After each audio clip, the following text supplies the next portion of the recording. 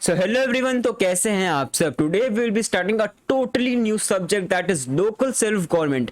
और local self government start करने से पहले we will studying the evolution of local self government की लोकल सेल्फ गवर्नमेंट भाई आई कैसे, हाउ डिड इट इवॉल्व। तो अभी हम लोग देखेंगे पार्ट 1। अब देखो पार्ट 1 ऑफ दिस वीडियो, इसमें क्या है, इस पे will be seeing right away from the Rigvedic period. Rigvedic period में हम लोग मनुस्मृति, धर्मशास्त्र, फिर उसके बाद महाभारत के शांति पर से ले करके will be all be coming to the Britishers.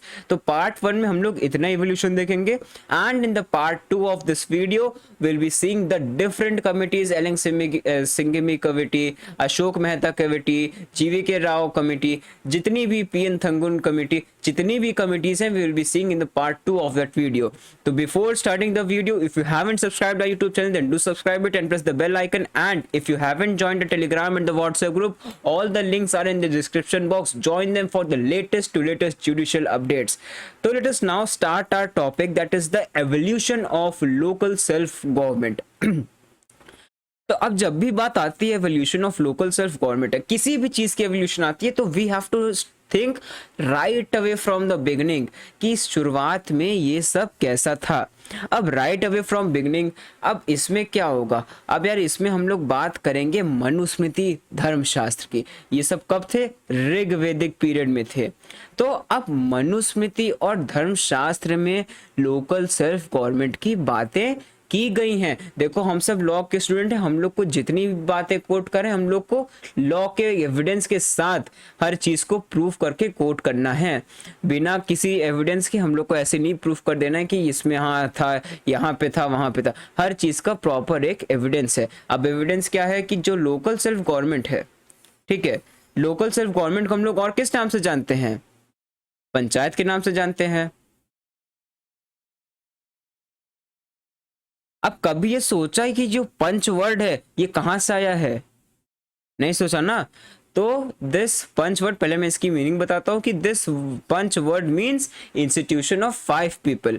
अब ये कहां कहा गया है? ये कहा गया है शांति पर्व ऑफ महाभारत। महाभारत के शांति पर्व में ये चीज कहा गया है कि पंचायत का जो पंच है, that is the institution of 5 people. वहां अच्छे से डिस्क्राइब किया गया है।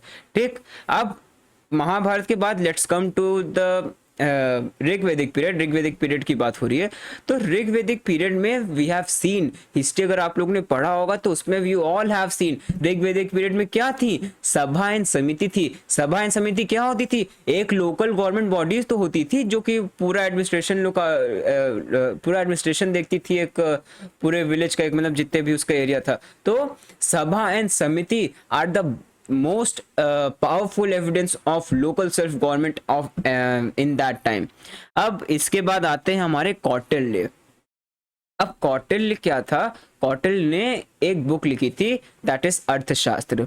अब अर्थशास्त्र का नाम सुन के आप लोग को जरूर लग रहा होगा कि इट इज, अरे यार अर्थशास्त्र, हम लोग तो यहाँ पॉलिटिक्स पढ़ रहे हैं, अर्थशास्त्र नाम से तो इकोनॉमिक्स लग रहा है। बट ऐसा नहीं है, it was all about politics. तो अर्थशास्त्र में कौटिल्य ने लिखा था कि गुप्ता टाइम में जो लोकल सेल्फ गवर्नमेंट बॉडीज थी वो काफी प्रिवेलेंट थी, वो काफी अच्छे से प्रैक्टिस किया जाता था, उनकी मतलब एक बातों में दम था, वो बहुत ज्यादा प्रिवेल करती थी उस समय। तो कौटिल्य की अर्थशास्त्र में ये बात की गई है, विलेज एडमिनिस्ट्रेशन बहुत अच्छे से चल रहा था due to the local self government. अब इसके बाद आ जाती है कास्ट पंचायत। अब casteism, you all know that later Rigvedic period में कास्टिज्म बहुत ज़्यादा बढ़ गया था। तो कास्टिज्म से जो कास्ट पंचायत थी वो बन गई। तो डिफरेंट कास्ट के लोग डिफरेंट पंचायत में जाते थे, हिस्सा लेते थे, और उन लोग का एडमिनिस्ट्रेशन वैसे चलता था। अब कास्ट पंचायत के बाद आ जाते हैं हम लोग हाँ, मौर्यन, गुप्तन एंड मुगल पीरियड में। तो ये तीनों पीरियड में हम लोग की लोकल सेल्फ गवर्नमेंट बॉडीज को प्रैक्टिस किया जाता था। अब आ जाते हैं अकबर पे। अकबर क्या था? अकबर के टाइम पे जो लोकल सेल्फ गवर्नमेंट बॉडीज कैसे प्रैक्टिस की जाती थी, तो अकबर के टाइम पे जो विलेज का सबसे एल्डेस्ट मेल होता था उसको उस विलेज का हेड बना दिया जाता था, मतलब विलेज एडमिनिस्ट्रेशन का उसको हेड बना दिया जाता था, और वो फिर पूरा एडमिनिस्ट्रेशन देखता था। तो this also gives an evidence of local self government bodies at that time. ठीक, अब इतना हो गया। अब हम लोग आ जाते हैं ब्रिटिशर्स पे। अब ब्रिटिशर्स में सबसे पहले नाम आता है लॉर्ड मायो का, because he was the first Britishers to realise that, मतलब पहले तो ये जान लो कि लॉर्ड मायो क्या थे। He was the viceroy of India in the year of 1869 to 1872। ठीक है, तो ही वॉज द वाइसराय। तो इन्होंने एक ज़रूरत समझी कि जितनी भी पावर्स है उसको डिसेंट्रलाइज करना चाहिए। उनको लगा कि बहुत बोझ बढ़ रहा है, तो जो पावर्स है उसको डिसेंट्रलाइज कर दो, और इससे क्या होगा, इससे इफिशिएंट गवर्नमेंट होगा, इससे इफिशिएंट एडमिनिस्ट्रेशन होगा। तो उन्होंने ये बोला था। अब इसके बाद आता है बंगाल चौकीदार एक्ट ऑफ 1870। अब बंगाल चौकीदार एक्ट में क्या कहा गया, तो बंगाल चौकीदार एक्ट में क्या कहा था, जितनी भी विलेज पंचायत थी उन सब में टैक्स कलेक्शन हुआ। टैक्स कलेक्शन होके जितने भी चौकीदार विलेज की प्रोटेक्शन करते थे उनको पेमेंट किया गया।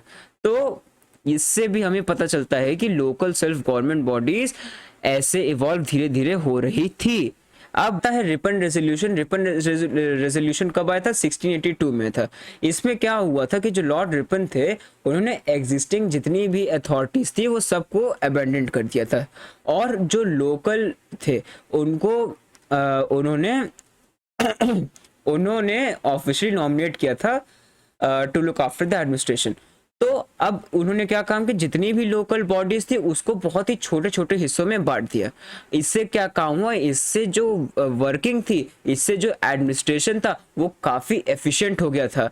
एडमिनिस्ट्रेशन बहुत एफिशिएंट हो गया, तो बहुत ही मतलब स्मूथली सब काम हो रहा था। तो ये था रिपन रेजोल्यूशन। अब लास्ट में आता है गवर्नमेंट ऑफ इंडिया एक्ट 1935। इसमें भी लोकल सेल्फ गवर्नमेंट की बातें की गई है। तो ऐसे ही वी हैव सीन, तो ऐसे ही धीरे धीरे मनुस्मृति से सभा समिति, अर्थशास्त्र, फिर मौर्यन, गुप्तन, सब को देखते देखते फिर ब्रिटिशर्स, चौकीदार एक्ट, फिर रिपन रेजोल्यूशन, लॉर्ड मायो जो पहले कहे थे, तो ऐसे धीरे धीरे धीरे धीरे हमारी जो लोकल सेल्फ गवर्नमेंट बॉडीज थी वो इवॉल्व हुई। तो this was the history before the independence, तो जब तक ब्रिटिशर्स का राज था। अब आफ्टर द इंडिपेंडेंस काफ़ी कमिटीज आई थी, that I will tell you all in the next video. This video finishes over here, and if you want to prepare for judiciary exams, मैं तो बोलता हूँ अभी से प्रिपेयर करो। हर्षबेरी सर से अच्छे सर आपको मिलने नहीं वाले। He has the 31 years of teaching experience. तो आप सर की क्लासेस ज्वाइन कर सकते हैं, परीक्षा रिफ्रेशर लॉ क्लासेस। उनके कॉन्टैक्ट नंबर दिए गए हैं स्क्रीन पर, 9005078691 एंड 9335144265। तो कोई भी query regarding the coaching, regarding the classes, तो आप सर से बात करके आप उनकी क्लासेस ज्वाइन कर सकते हैं। So that's all for today's video. Thank you for watching and have a nice day, and do comment because your comment matters a lot. Thank you.